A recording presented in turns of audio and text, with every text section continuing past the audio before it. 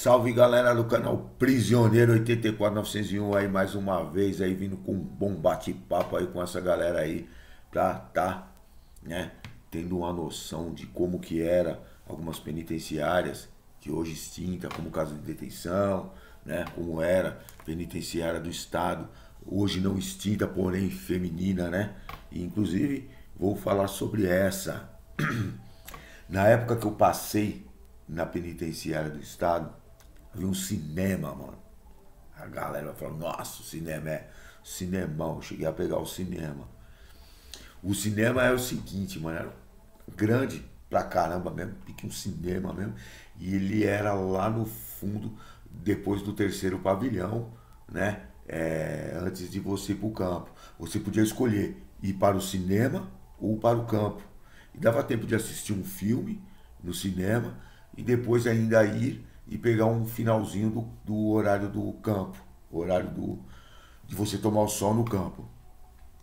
Porém, era de manhã pavilhão tal, e de tarde pavilhão tal e pavilhão tal. Então, se você fosse, o seu pavilhão fosse designado a ir assistir o filme pela manhã, à tarde você não poderia assistir.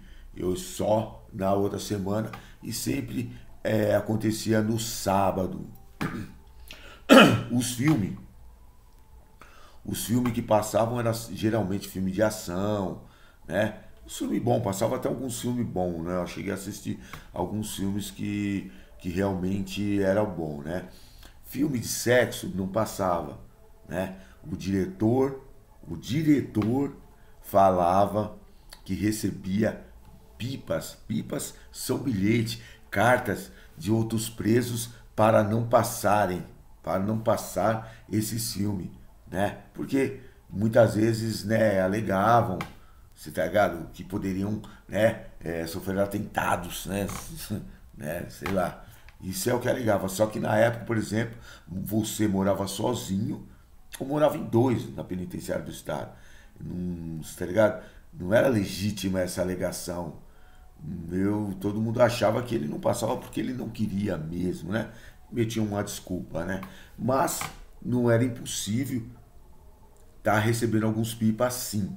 Mas acho que não seria o suficiente para ele mudar, você tá ligado? A atitude dele não. Tá ligado? Acho que ele metia o louco, né? Mas um filme que passava era até um filme da hora, né? Sim, um filme que foram assim significativos, né, por nós estar preso e ter assistido.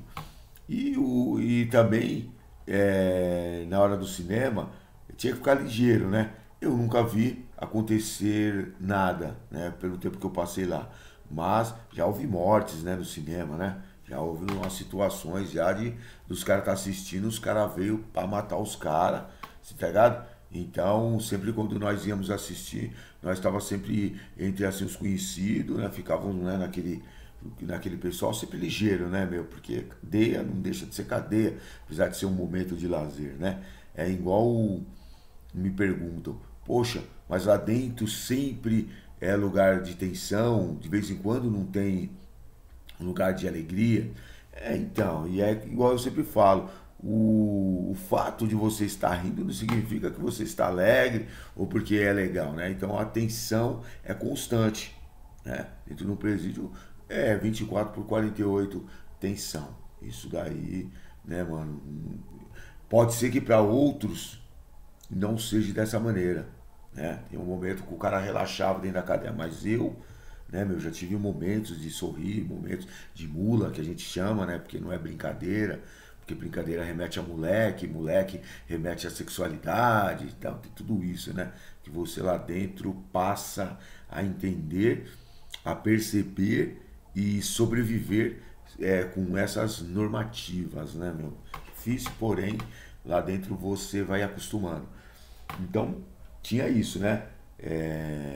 Mas os momentos do cinema era legal, né? E você não tinha como escolher lugar, né? Conforme a fila ia chegando, você ia sentando. Não tinha o funcionário, o banco do funcionário, tudo vinham, né? E Conforme você ia entrando na cadeira que tinha, você ia preenchendo. E os funcionários ali. Não tinha essa de, ou vou sentar aqui com o pessoal, ó, vou sentar ali, não. Né? Você procurava sempre estar perto das pessoas que você conhecia e vendo quem que está ali por perto, né? E de olho nos pavilhões que vinha, cela que vinha, era sempre, né, uma coisa que você já pensava antes de sentar. Falava, eu vou sentar ali, tem aquele cara assim que eu não gosto e tal, ele vai sentar assim, então eu tenho que ficar, pá. O meu parceiro tá ali numa quebrada ali, a gente tá de olho e ele tá de olho aqui também. É sempre assim que funcionava, meu. Por incrível que pareça. Tá ligado? Parece uma coisa meio meticulosa, mas pode-se dizer que era mesmo, né? Isso na penitenciária do estado, né? Na época que eu passei.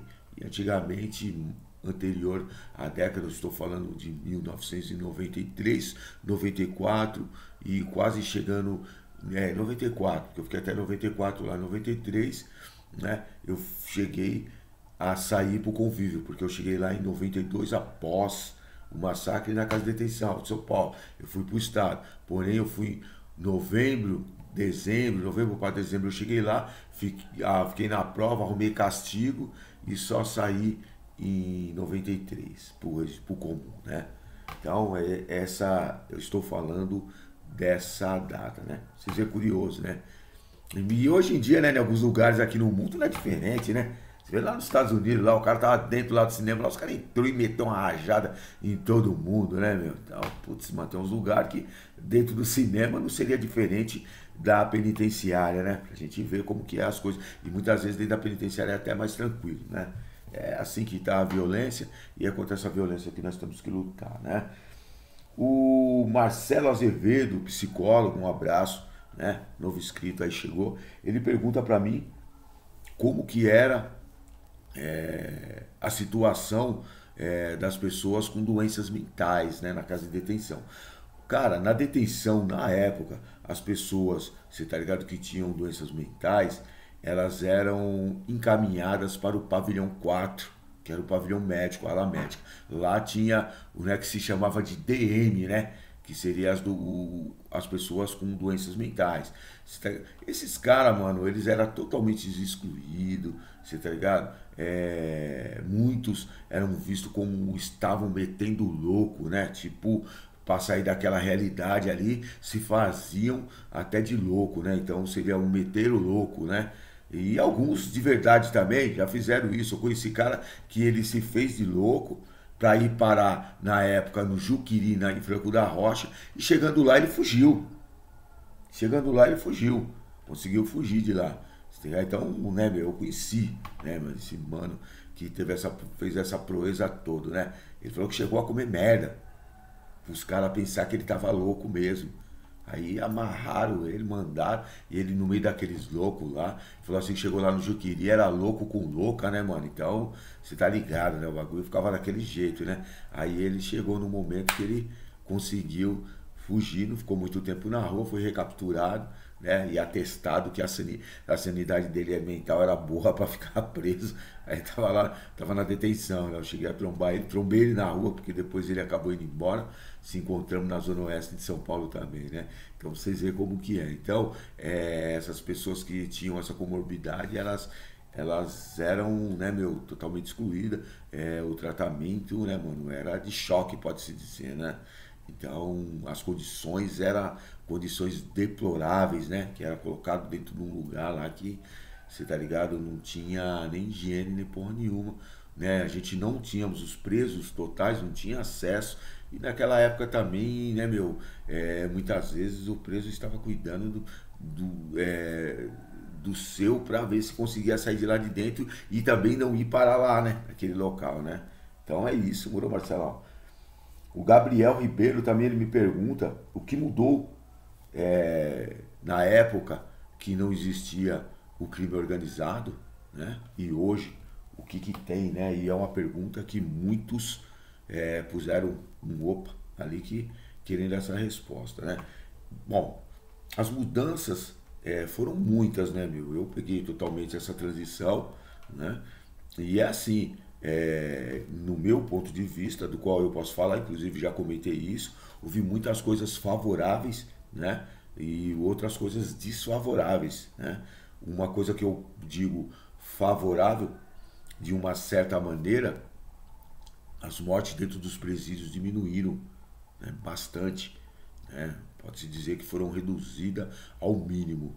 E simplesmente chegou uma época que quem estava morrendo dentro dos presídios era quem era por doença, né? Por a falta do atendimento do próprio Estado, né? Então essas pessoas que morriam, confronto mesmo, muitas vezes, né, mesmo que fosse confronto altamente graves, não se resolvia na faca, nem adiantava ter faca. Uma coisa que eu acho também que totalmente que devemos levar em consideração foi o break do crack dentro dos presídios. Eu vendia crack dentro do presídio, ganhei, fazia a minha corrida, mas esse break foi um divisor de águas, né? Uma coisa que mudou muito a característica do cárcere. E isso foi totalmente favorável. Algumas coisas que eu acho, se tá ligado, que não foram legais, foi que conforme houve, você tá ligado, essa junção do preso, você tá ligado, essa unificação, ao mesmo tempo veio o recrudescimento, você tá ligado, de muitas regalias que o preso tinha. Então, ao mesmo tempo, você tá ligado, tudo foi fechado, você tá ligado, fechou, né, o tanto de visita que tinha, você tá ligado, o que entrava, você tá ligado, de alimentação dentro dos presídios, né, muitas coisas elas vieram numa contrapartida ao mesmo tempo que teve isso, né? E outra coisa também que apareceu muito cara que conta história, que conta ideia.